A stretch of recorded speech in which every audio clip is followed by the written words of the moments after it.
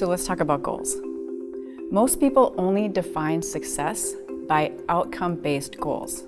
But the thing is, a more powerful way to effectively, efficiently, and consistently achieve an outcome-based goal is to set process-based goals.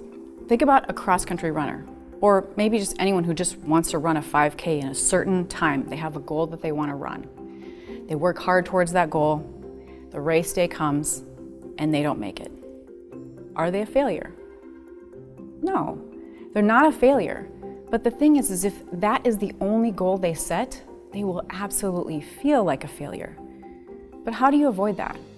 So in the example of the cross-country runner, what you can do is something like set up a checklist daily of all the things you need to do to achieve your goal.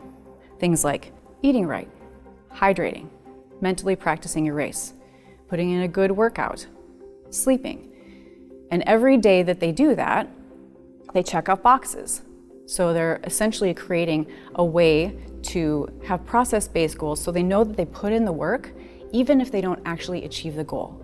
And this matters because if they don't achieve the goal, they can still give themselves credit. In addition, it helps them feel confident along the way, the path that they're taking, that they're doing the right steps, and they don't worry that they're not doing enough. Let's talk about studying, like flying. When I was in pilot training, I would always feel like I never studied enough. And so I'd go into my test or my check ride still wondering if I did everything that I could. And one of the ways to avoid that is to set a process-based goal. For example, I'm going to study 1 hour a day, 5 days a week.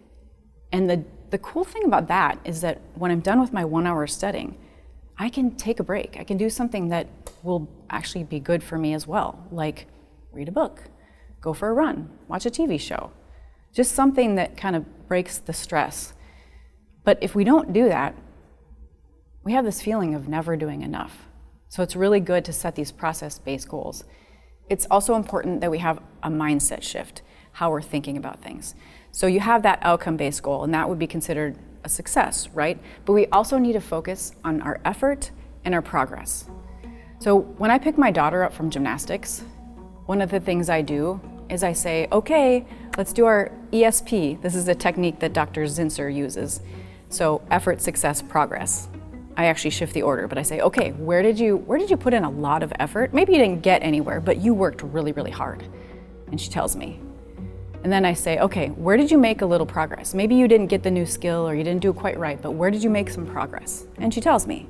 And then we go to the success, something that we always talk about, like people, that's the one people focus on. But the other two are really important as well, and it's a way to give her brain more wins. And we can do the same thing in aviation.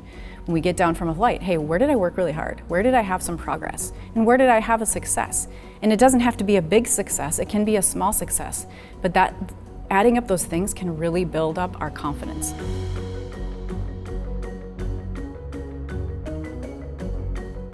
So let's talk about some examples of process-based goals for aviation. One we already talked about is that, studying 1 hour a day for 5 days a week.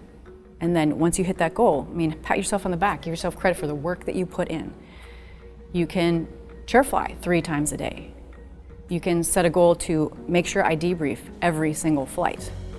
Or if you have a flight canceled for whatever reason, you commit to an hour in the simulator. Maybe a simulator is not available, you commit to an hour of studying or an hour of having conversations with pilots around saying, hey, what's your biggest lesson learned?